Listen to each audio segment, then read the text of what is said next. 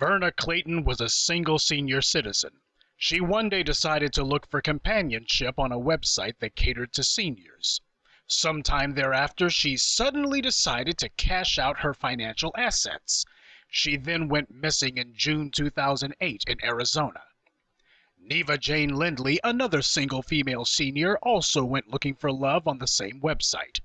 She too suddenly decided to liquidate her financial assets. She was last seen in November 2011 in Las Vegas.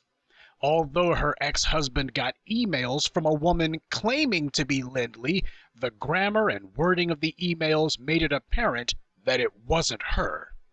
Nancy Ray Hartz had sold off all her belongings, including her home, in a $50,000 cash deal.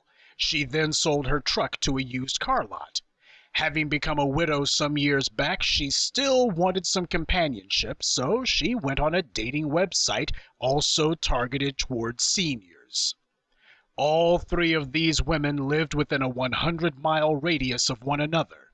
Although they had never met, they would all discover to their regret that white-on-white crime spares no one. June 2nd, 2015.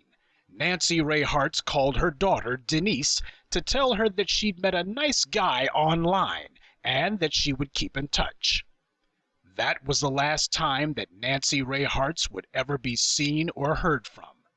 Denise and some of Hartz's friends also got emails from a woman claiming to be Nancy, but as with Lindley, it didn't sound like the woman they knew.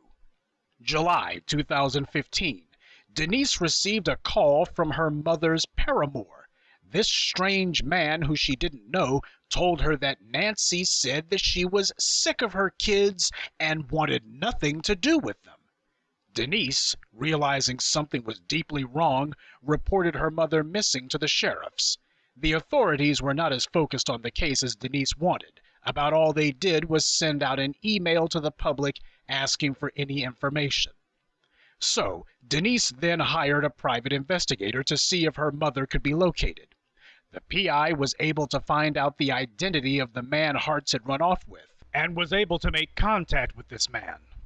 The stranger said that he would have Hartz call the PI to allay any concerns. The private investigator recorded a phone call with a woman who claimed to be Nancy Ray Hartz.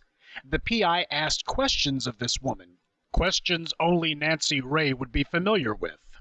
The woman answered all of them incorrectly. Later, Denise and her family listened to the calls, and they agreed that whomever the woman was, it wasn't Nancy Hart. Deputies contacted the woman, but when she failed to show up for a scheduled meeting with them and follow-up calls to Hartz's phone weren't returned, they intensified their efforts. April 13th, 2016. Using the identity of the male stranger that the private investigator was able to find, the police tracked down Nancy Hartz's online companion. It turned out that the man's real name was Robert Lawson Carnation, a 69-year-old Caucasian. Police tracked him down in Yucca, Arizona on the basis of identity theft. While searching Carnation's home, they found personal possessions belonging to the three missing women.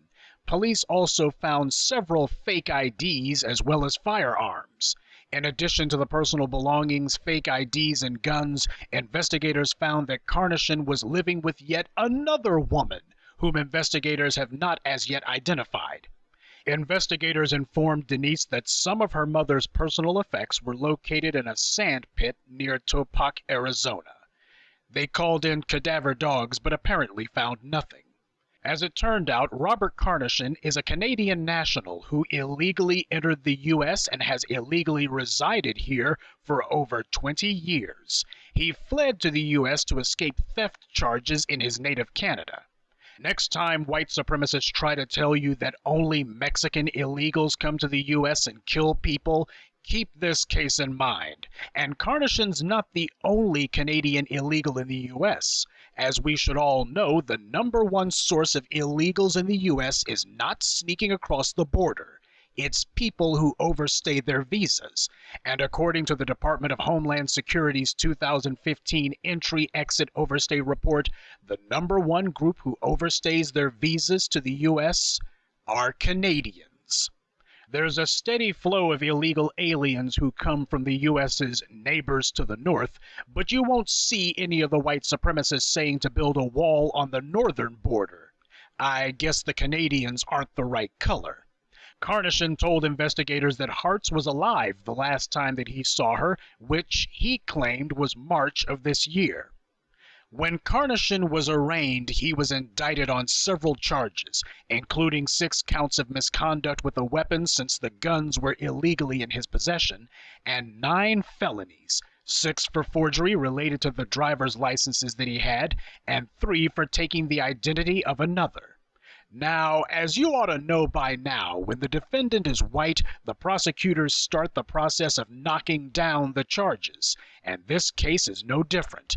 The authorities have already said that even if Carnation is convicted on all 6 of the weapons charges, he would most likely serve the sentences concurrently. So, what for a black man would be at least 40 years in prison, for this guy would be a maximum of about 10 to 15. They say that if convicted on the felony charges, those sentences would be served consecutively, but as we all know, that is not going to happen. And as for the missing women, well, Carnation hasn't been charged in any of those cases. Not enough evidence, I suppose. At the moment, authorities are merely calling him a person of interest, and they said that they're still trying to find the missing women.